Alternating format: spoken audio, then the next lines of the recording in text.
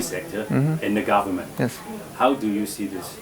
Well, I mean, it's not just the private sector, it's also the civil society. These are like the two wings of a flying bird. You cannot just have one or the other, right? And I think it's very important because as the public servant of public servants, I see myself providing the balancing tools for the public sector to communicate better, to listen better, to both the private sector's needs and the civil society's needs. At this moment, the most efficient way to communicate your needs around the world is to occupy, right? Then everybody hears what you want very forcefully. But basically, the administration cannot really run by this way, right? If we get occupied all around the year, then nothing really gets done. So there need to be a less drastic way. But people go to occupy because they think they're voting, which is every 4 years, maybe 2 or 3 bits. It's no longer sufficient. They want more engagement. So my work is, concretely speaking, build a bridge between these two kind of radical forms of like radical apathy, like just go to vote or not even go to vote every 4 years, and the radical hacktivism, which is occupying the parliament. I'm trying to find ways that are somewhere in between. Maybe you can share some open data, maybe there's some forums, maybe there's ways for stakeholders to sit down and listen to each other, but these are kind of participatory democracy that are not exactly direct democracy, but it's a better improved form than pure representative democracy.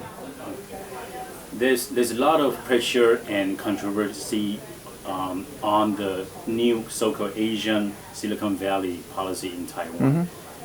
How would you be creating an Asian Silicon Valley, and what's your thoughts on this? Well, the thing that I contributed to before I accept the role as digital minister was to rename that project. It's not called Asian Silicon Valley now. It's now called Asia Connecting to Silicon Valley.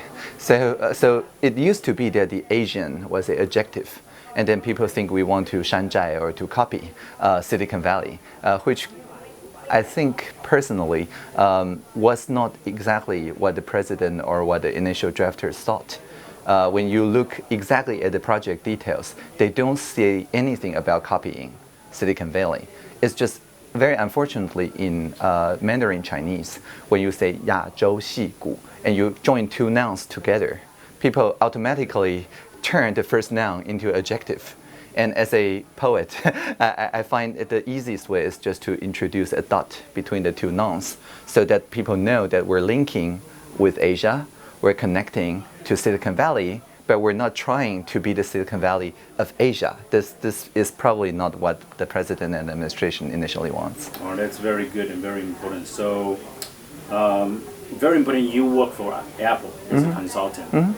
And definitely you mentioned that there's a lot of more pay for the job, right? So why did you decide to leave business and enter government? Right, I mean, in Apple, I was working with Apple. I wouldn't say for Apple, because I mostly work with the open technologies and things that Apple finds useful, but I also use the same kind of technology for other projects. So I'm more as an ambassador or something like that between the wider open community and Apple, but only on very specific technologies.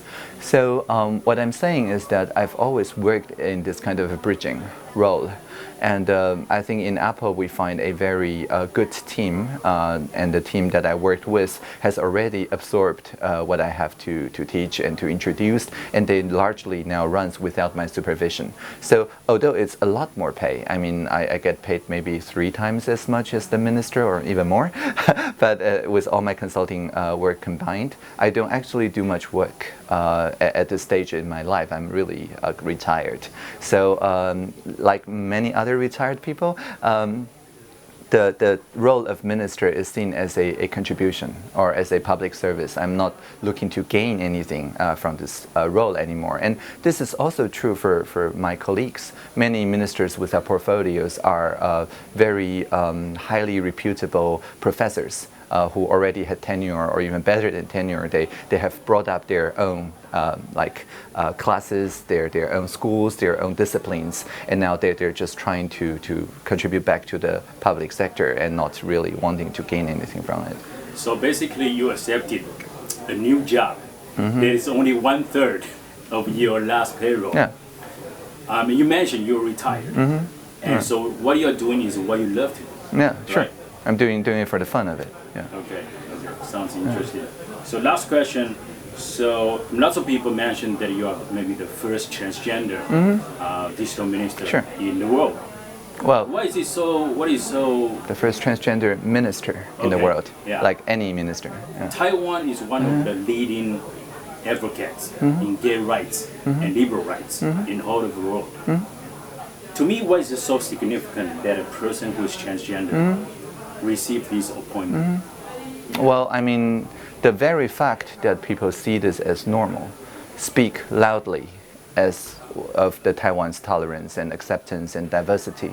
I mean, it used to be that just in my childhood, people wouldn't even entertain the idea of a woman running for president. But for the last election, we had 2 ladies running for the president, and people generally see it as fine, right? So in a brief span of maybe just 30 years, the society has just evolved so much now that we just don't think it's anything abnormal or anything wrong or anything odd about it. And I think that speaks volumes of the significance even more than any loudly spoken manifesto. Okay, thank you. 谢谢，就是这些问题。